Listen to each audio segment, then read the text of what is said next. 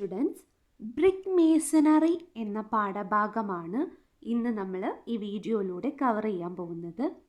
Class start ചെയ്യാം. എന്താണ് brick masonry? ഇഷ്ടികയും മോർട്ടാറും യോജിപ്പിച്ചുകൊണ്ട് നിർമ്മിക്കുന്ന ഒരു മേസണറി വർക്കാണ് ബ്രിക്ക് മേസണറി. അപ്പം ഇതെന്ന് വെച്ച് കഴിഞ്ഞാൽ നമ്മളെ ഇഷ്ടിക ഇല്ലേ, ഈ ഇഷ്ടിക എന്ത് ചെയ്യും, ഇങ്ങനെ നമ്മൾ ഓരോ കോഴ്സിൽ വെക്കും. ഈ ഇഷ്ടികൾ തമ്മിൽ യോജിപ്പിക്കാൻ വേണ്ടി അതിനിടയിൽ എന്ത് നമ്മൾ ഫില്ല് ചെയ്യും, മോർട്ടാർ ഫില്ല് ചെയ്യും. ഇങ്ങനെ ഉണ്ടാക്കുന്ന ഒരു മേസണറി വർക്കാണ് brick masonry. It is an art of building which the structure with the brick bonded with mortar. Okay, ഇതെന്താണ്, ഒരു ആർട്ടാണ്. എന്താണ് ഇതിൽ ചെയ്യുന്നത്? ബ്രിക്കിനെ മോർട്ടാർ കൊണ്ട് ബോണ്ട് ചെയ്യിപ്പിച്ചിട്ടാണ് ഈ ഒരു മേസണറി ഉണ്ടാക്കുന്നത്. ഇനി ബ്രിക്ക് മേസണറിയുമായി ബന്ധപ്പെട്ട കുറച്ച് ടേംസുകൾ നമുക്ക് പരിചയപ്പെടാം. ആദ്യമായി സ്ട്രക്ചറാണ്. ഇതിൻ്റെ ഫിഗർ നോക്കൂ. ഇതിൽ സ്ട്രക്ചർ എന്ന് പറയുന്നത് ഇതാണ് ഈ കാണുന്നത്. ഒരു ബ്രിക്ക് അതിൻ്റെ ലെങ്ത് വൈസിലാണ് വയ്ക്കുന്നതെങ്കിൽ ആ ഭാഗമാണ് സ്ട്രക്ചർ എന്ന് പറയുന്നത്. കണ്ടോ, ഇവിടെ ലെങ്ത് വൈസിലല്ലേ വെച്ചിട്ടുള്ളത്. ലെങ്ത് പറഞ്ഞാൽ ബ്രിക്കിൻ്റെ സൈസ് നമ്മൾ പഠിച്ചിട്ടുണ്ടായിരുന്നു അല്ലേ, ബ്രിക്ക് പറഞ്ഞപ്പം. എങ്ങനെയാണ്, ഒരു സൈഡ് 19 അല്ലേ, 19 ഒരു സൈഡ് എന്താണ്, വീതി 9 സെൻറ്റിമീറ്റർ ആണ്, ഉയരവും 9 സെൻറ്റിമീറ്റർ ആണ്.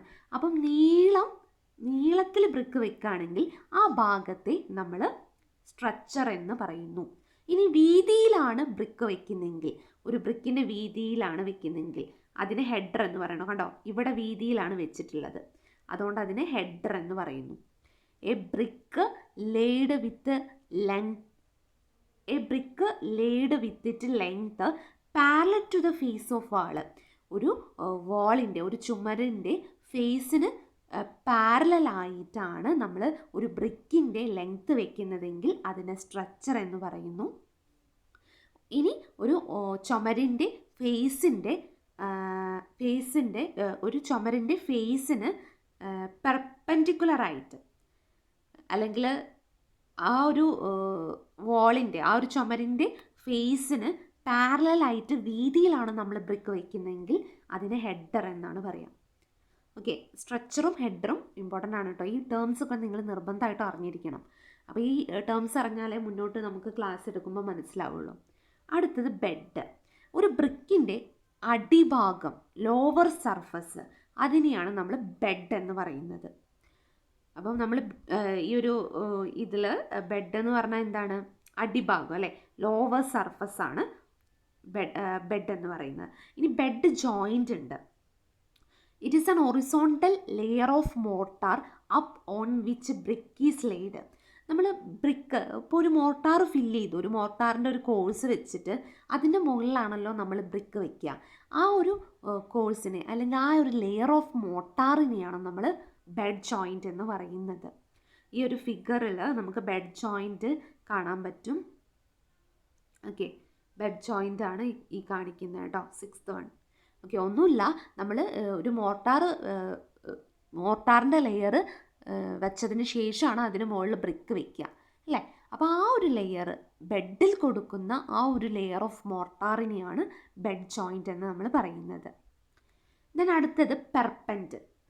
ഒരു ബ്രിക്കിൻ്റെ വെർട്ടിക്കൽ ജോയിൻറ്റിനെയാണ് നമ്മൾ എന്തെന്ന് പറയുന്നത്, പെർപെൻഡ് എന്ന് പറയുന്നത്. The vertical joint separating the brick in either length or cross direction. ഒരു ബ്രിക്കിനെ തമ്മിൽ വേർതിരിക്കുന്ന ആ ഒരു വെർട്ടിക്കൽ ജോയിൻറ്റിനെയാണ് നമ്മൾ പെർപെൻഡ് എന്ന് പറയുക. പെർപെൻഡ് കണ്ടോ, ഈ വെർട്ടിക്കൽ ജോയിൻറ്റ് കണ്ടോ, ഇവിടെ വെർട്ടിക്കൽ ജോയിൻറ്റ്. ഇങ്ങനെ ബ്രിക്കുകളെ തമ്മിൽ വേർതിരിക്കുന്ന ആ വെർട്ടിക്കൽ ജോയിൻറ്റിനെയാണ് നമ്മൾ എന്തെന്ന് പറയുന്നത്, പെർപെൻഡ് എന്ന് പറയുന്നത്. ഇനി അടുത്തത് ലാപ്പ്. വെർട്ടിക്കൽ ജോയിൻറ്റുകൾ തമ്മിലുള്ള ഹൊറിസോണ്ടൽ ഡിസ്റ്റൻസിനെയാണ് നമ്മൾ ലാപ്പ് എന്ന് പറയുന്നത്. ഇതാണ് പെർപെൻഡ് എന്ന് പറഞ്ഞു അല്ലേ, ഈ കാണുന്നതാണ് പെർപെൻഡ്. സോറി, ഞാൻ ലൈൻ ചെയ്തപ്പോൾ ഇതാണ് പെർപെൻഡ് അല്ലേ. ഈ പെർപെൻഡുകൾ തമ്മിലുള്ള, അടുത്തടുത്തുള്ള പെർപെൻഡുകൾ തമ്മിലുള്ള ഹൊറിസോണ്ടൽ ഡിസ്റ്റൻസിനെയാണ് ലാപ്പ് എന്ന് പറയുന്നത്. ഓക്കെ, ഈ ലാപ്പ് ഈ ഫിഗറിൽ കാണിച്ചിട്ടുണ്ട്. ഇതാ 7th വൺ കേട്ടോ.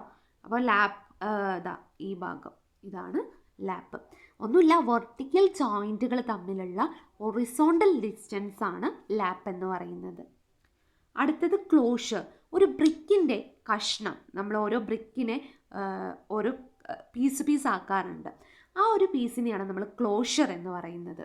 ക്ലോഷർ എന്താണെന്ന് ഡീറ്റെയിൽ ആയിട്ട് നമ്മൾ പറയുന്നുണ്ട്. അവിടെ ക്ലോഷറും നമുക്ക് ഡിസ്കസ് ചെയ്യാം. ഓക്കെ, അപ്പം എന്തൊക്കെയാണ് principle of bonding?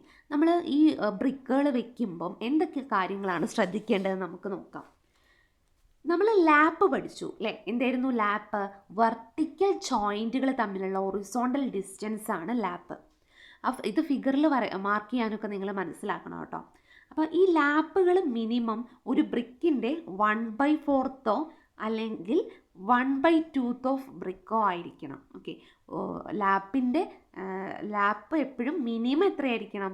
1/4 of brick ആയിരിക്കണം, അല്ലെങ്കിൽ 1/2 ഓഫ് ബ്രിക്ക് ആയിരിക്കണം. ഓക്കെ, ഇനി രണ്ടാമത്തേത്, ബ്രിക്ക് എപ്പോഴും ഒരേ സൈസിലാണ് നമ്മൾ കൊടുക്കേണ്ടത്. അതെന്തിനു വേണ്ടിയിട്ടാണ്? ഒരേ ലാപ്പ് എപ്പോഴും കിട്ടാൻ വേണ്ടിയിട്ടാണ് നമ്മൾ അങ്ങനെ ചെയ്യുന്നത്. The stretcher should be used in facing. ഫേസിങ്ങിൽ എന്ത് യൂസ് ചെയ്യണം? സ്ട്രക്ചറുകൾ യൂസ് ചെയ്യണം. നാലാമത്തേത്, ഹേർട്ടിങ് കിട്ടണമെങ്കിൽ നമുക്ക് എന്ത് വേണം? ഹെഡേഴ്സ് തന്നെ വേണം. ഹേർട്ടിങ് എന്ന് പറഞ്ഞാൽ ഈ ബ്രിക്കിൻ്റെ ലെയറുകൾ തമ്മിലുള്ള ഒരു സ്പേസിനെയാണ് ഹേർട്ടിങ് എന്ന് പറയുന്നത്. ഇന്നർ സർഫസും ഔട്ടർ സർഫസും തമ്മിലുള്ള ഗ്യാപ്പ്. ഓക്കെ, അത് ഹെഡർ കോഴ്സിന് മാത്രമേ കിട്ടുകയുള്ളൂ. എപ്പോഴും ബ്രിക്കിൻ്റെ ബാറ്റുകൾ നമ്മൾ ഓരോ കോഴ്സിലും കൊടുക്കുന്നത് ഒഴിവാക്കണം. The vertical joint in alternate course should be along it perpendicular. ഒരു വെർട്ടിക്കൽ ജോയിൻറ്റ്, ഇപ്പോൾ വേറൊരു നോക്കൂ, ഈ ഒരു ഫിഗറിൽ എപ്പോഴും അതിൻ്റെ വെർട്ടിക്കൽ ജോയിൻറ്റ്സ് ഒക്കെ ഒരേ ലൈനിലാവാൻ പാടില്ല. ഒരേ ലൈനിൽ വന്നു കഴിഞ്ഞാൽ, വെർട്ടിക്കൽ ജോയിൻറ്റ്സ് ഒക്കെ ഒരേ ലൈനിൽ വന്നു കഴിഞ്ഞാൽ ബ്രിക്കുകൾ പെട്ടെന്ന്, ബ്രിക്കിൻ്റെ ആ ഒരു മേസണറി വർക്ക് പെട്ടെന്ന് കൊളാപ്സ് ആവും. അതുകൊണ്ട് തന്നെ ബ്രിക്കിൻ്റെ ഓരോ ജോയിൻറ്റും ഒരുപോലെ ആവരുത്. ഇങ്ങനെ സിക്സാഗ് മോഡലായിരിക്കണം ബ്രിക്കിൻ്റെ ജോയിൻറ്റ് ഉണ്ടാവുക. പിന്നെ നമ്മൾ ബ്രിക്ക് മേസണറിയിൽ വെക്കുന്നതിന് മുന്നേ അത് നമ്മൾ ഈ വെള്ളത്തിൽ മുക്കിയിട്ട് വേണം വെക്കാൻ. അല്ലെങ്കിൽ എന്ത് ചെയ്യും? ബ്രിക്ക് മോർട്ടാറിൽ നിന്നും വെള്ളം വലിച്ചെടുക്കും. ഓക്കെ, ഇത്രയും കാര്യങ്ങൾ ശ്രദ്ധിക്കുക കേട്ടോ.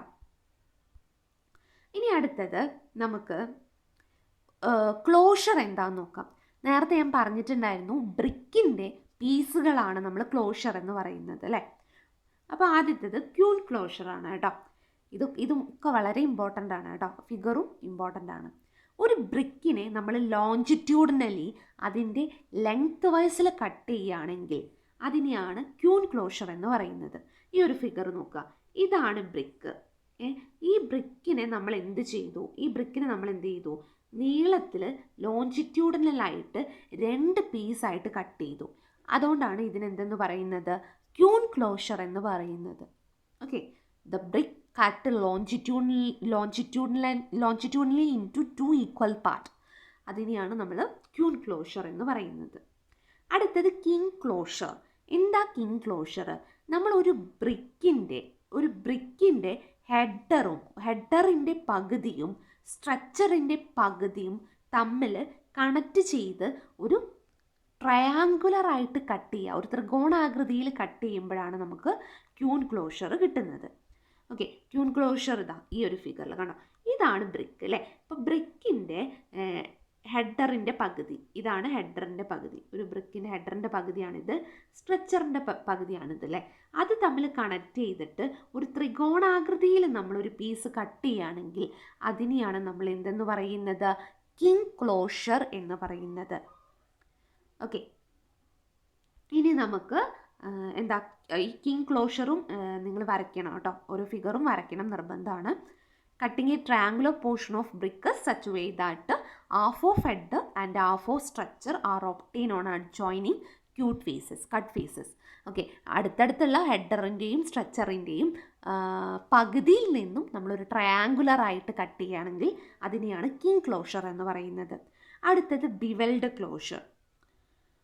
നമ്മൾ ഒരു ബ്രിക്കിൻ്റെ ഹാഫ് വിഡ്ത്തും ഫുൾ ലെങ്ത്തും തമ്മിൽ കണക്ട് ചെയ്ത് കട്ട് ചെയ്യുകയാണെങ്കിൽ അതിനെ ബിവെൽഡ് ക്ലോഷർ എന്ന് പറയുന്നു.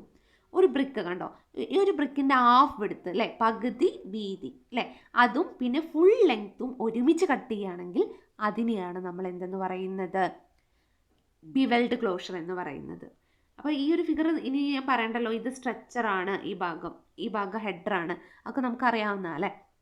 അപ്പോൾ ബിവെൽഡ് ക്ലോഷർ എന്താണ്, ഒരു ബ്രിക്കിൻ്റെ വീതിയുടെ പകുതിയും ഒരു ഫുൾ ലെങ്ത്തും കൂടെ കണക്ട് ചെയ്തിട്ട് കട്ട് ചെയ്യുകയാണെങ്കിൽ അതിന് നമ്മൾ എന്ത് പറയുന്നു, ബിവെൽഡ് ക്ലോഷർ എന്ന് പറയുന്നു.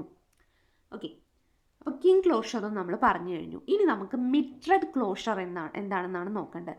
ഒരു ബ്രിക്കിൻ്റെ കോർണറിൽ നിന്നും 45 ഡിഗ്രി 60 ഡിഗ്രി കോൺ അളവിൽ നമ്മൾ ഒരു ത്രികോണാകൃതിയിൽ ഒരു പോർഷൻ കട്ട് ചെയ്യുകയാണെങ്കിൽ അതിനെയാണ് മിഡ്രഡ് ക്ലോഷർ എന്ന് പറയുന്നത്. കണ്ടോ, ഇവിടെ നമ്മൾ കോർണർ ഇത് ഈ ഒരു കോർണറിൽ നിന്നും 45 ഡിഗ്രി 60 ഡിഗ്രി കട്ട് ചെയ്യുകയാണെങ്കിൽ അതിനെന്തെന്ന് പറയുന്നു, മിഡ്രഡ് ക്ലോഷർ എന്ന് പറയുന്നു. ഇനി എന്താണ് ബാറ്റ്? ബാറ്റ് എന്ന് പറഞ്ഞാൽ ബ്രിക്കിനെ വിഡ്ത്ത് വൈസ് കട്ട് ചെയ്യുക. ഓക്കെ, ഇതിപ്പോൾ ഒരു ഫുൾ ബ്രിക്ക് ആണെങ്കിൽ വേറൊരു ഫിഗർ വരയ്ക്കാം. ഇതൊരു ഫുൾ ബ്രിക്ക് ആണെന്ന് നോക്കാം. ഒരു മിനിറ്റ്, ഞാൻ കംപ്ലീറ്റ് ചെയ്തിട്ട് വരയ്ക്കാം. ഇതൊരു ഫുൾ ബ്രിക്ക് ആണെന്ന് വിചാരിച്ചോ, ഇതിനെ ഇങ്ങനെ ട്രാൻസ്വേഴ്സ് ആയിട്ട് കട്ട് ചെയ്യുകയാണെങ്കിൽ അതിനെയാണ് നമ്മൾ ബാറ്റ് എന്ന് പറയുന്നത്. ഓക്കെ, ഇനി ബുൾ നോസ് എന്താണെന്ന്. ഒരു ബ്രിക്കിൻ്റെ ഒരു സൈഡ് മാത്രം റൗണ്ടഡ് ആണെങ്കിൽ അതിനെ ബുൾ നോസ് ബ്രിക്ക് എന്ന് പറയുന്നു. രണ്ട് സൈഡും കർവഡ് ആണെങ്കിൽ അതിനെ എന്തെന്ന് പറയുന്നു, കൗ നോസ്. കാരണം ഇവിടെ ഒരു കോർണർ മാത്രം കർവായിട്ട് നിൽക്കുന്നു, ഒരു കോർണർ മാത്രം ഒരു വൃത്താകൃതിയിൽ, അതുകൊണ്ട് അതിനെ ബുൾ നോസ് എന്ന് പറയുന്നു. ഓക്കെ, ഇതാണ് ഹാഫ് ബാറ്റ് കേട്ടോ. ഹാഫ് ബാറ്റ് എന്ന് പറഞ്ഞാൽ എന്താണ്, ഇങ്ങനെ ട്രാൻസ്വേഴ്സ് ആയിട്ട് കട്ട് ചെയ്യുന്നത് അല്ലേ.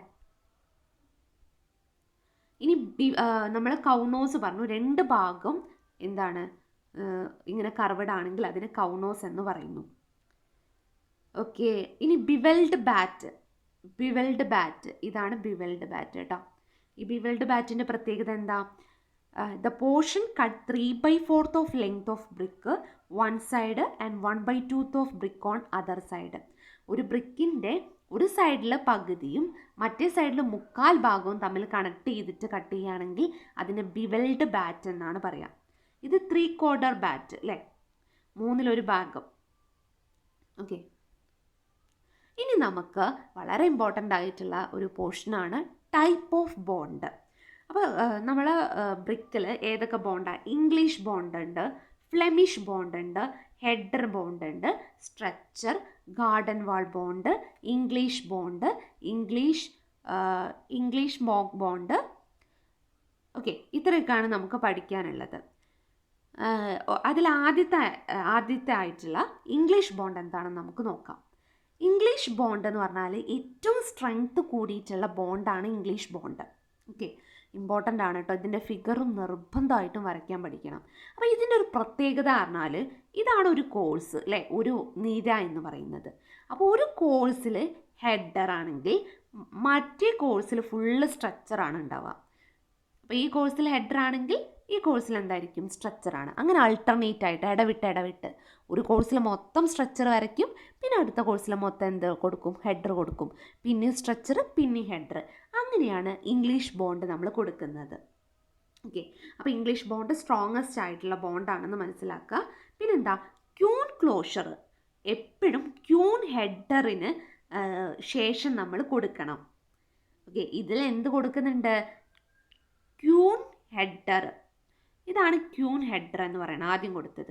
അതിനുശേഷം ഒരു ക്യൂൺ ക്ലോഷറും കൂടെ കൊടുക്കണം. ഓക്കെ, ഓർത്തോളൂ കേട്ടോ. ക്യൂൺ ഹെഡർ കൊടുക്കും, അതിനുശേഷം ക്യൂൺ ക്ലോഷർ കൊടുക്കും. ഓക്കെ, അതിനുശേഷമാണ് പിന്നെ നമ്മൾ ഹെഡർ കോഴ്സ് കണ്ടിന്യൂ ചെയ്യുന്നത്. ഓക്കെ, അപ്പം ഓരോ ആൾട്ടർനേറ്റ് ഹെഡറും സെൻറ്ററിൽ വരണം. ഓരോ ആൾട്ടർനേറ്റ് ആയിട്ടുള്ള ഹെഡറും എന്ത് ചെയ്യണം, സെൻറ്റർലി സപ്പോർട്ടഡ് ഓൺ സ്ട്രക്ചർ. ഓരോ ആൾട്ടർനേറ്റ് ഇടവിട്ടുള്ള ഹെഡറും എന്ത് ചെയ്യണം, സ്ട്രക്ചറിൻ്റെ നടുവിലാണ് നമ്മൾ കൊടുക്കേണ്ടത്. എപ്പോഴും കണ്ടിന്യൂസ് വെർട്ടിക്കൽ ജോയിൻറ്റ് ഇതിൽ ഉണ്ടാവുന്നില്ല, ഒരിക്കലും കണ്ടിന്യൂസ് ആയിട്ടുള്ള വെർട്ടിക്കൽ ജോയിൻറ്റ് ഇതിലുണ്ടാവുന്നില്ലല്ലോ. സിക്സാഗ് ആയിട്ടാണ് വെർട്ടിക്കൽ ജോയിൻറ്റ് ഉണ്ടാവുന്നത്. പിന്നെ നമ്മൾ നേരത്തെ പറഞ്ഞത് ഒന്നുകൂടെ ഓർക്കുക, എപ്പോഴും നമ്മളെ ഹെഡർ കോഴ്സ് കണ്ടോ, ഇവിടെ നോക്കൂ, നിങ്ങൾ ഈ ഫിഗർ തന്നെ നോക്കൂ, ഇതാണ് ഹെഡർ കോഴ്സ് അല്ലേ. ഹെഡർ കോഴ്സ് തുടങ്ങണത് എങ്ങനെയാണ്? ആദ്യം ഒരു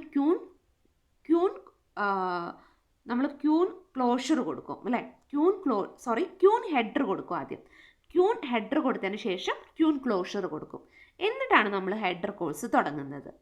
കണ്ടോ, പിന്നെ ആൾട്ടർനേറ്റീവ് ഇവിടെയും ഹെഡർ കോഴ്സാണ്, ഇതും അങ്ങനെ തന്നെയാണ് തുടങ്ങിയത്. പിന്നെ ഇത് സ്ട്രക്ചർ കോഴ്സാണ്.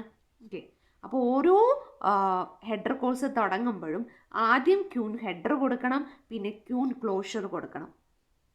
ഓക്കെ, മിനിമം ലാപ്പ് ഒരു ബ്രിക്കിൻ്റെ 1/4 ഭാഗമായിരിക്കും മിനിമം ലാപ്പ് എന്ന് പറയുന്നത്.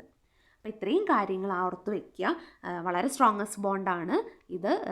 ഓരോ കോഴ്സും, ആദ്യത്തെ കോഴ്സ് ഫുള്ള് ഹെഡർ ആണെങ്കിൽ രണ്ടാമത്തെ course full structure.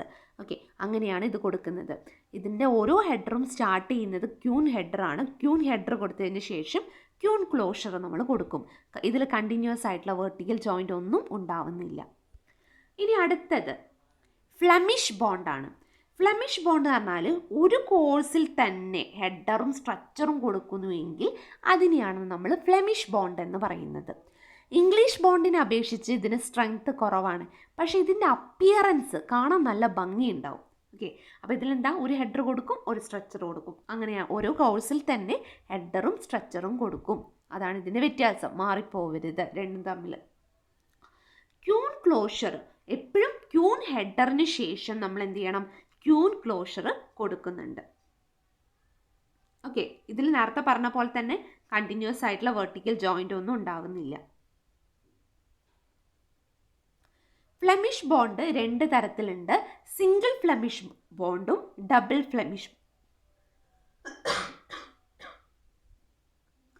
Single Flemish bond എന്ന് പറഞ്ഞാൽ അതിൻ്റെ ഫേസിങ് കാരണം നമ്മൾ കാണുന്ന ഭാഗം അല്ലേ, ആ ഫേസിങ്ങിൽ നമുക്ക് നോക്കുമ്പോൾ ഫ്ലെമിഷ് ബോണ്ട് പോലെ തോന്നും.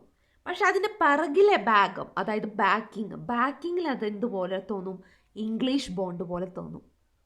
അതാണ് single Flemish bond. Single Flemish ബോണ്ടിൻ്റെ മുൻഭാഗം, അതായത് ഫ്രണ്ടിൽ നിന്ന് നോക്കിയാൽ അതിൽ ഫ്ലെമിഷ് ബോണ്ട് പോലെ തന്നെ ഉണ്ടാവും, ബാക്ക് നോക്കി കഴിഞ്ഞാൽ അത് ഇംഗ്ലീഷ് ബോണ്ടായിരിക്കും. അതിൻ്റെ അർത്ഥം എന്താണ്, ഫ്ലെമിഷ് ബോണ്ടിൻ്റെ അപ്പിയറൻസും ഇംഗ്ലീഷ് ബോണ്ടിൻ്റെ സ്ട്രെങ്ത്തും ഉള്ളതാണ് സിംഗിൾ ഫ്ലെമിഷ് ബോണ്ട്. ഇനി അടുത്തത് ഡബിൾ ഫ്ലെമിഷ് ബോണ്ട്.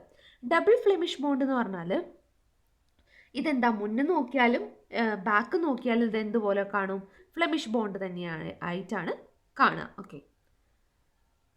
ഓക്കെ, ഇത്രയാണ് നമുക്ക് പറയാനുള്ളത്. ബാക്കി ഭാഗം നെക്സ്റ്റ് വീഡിയോയിൽ കണ്ടിന്യൂ ചെയ്യാം. താങ്ക്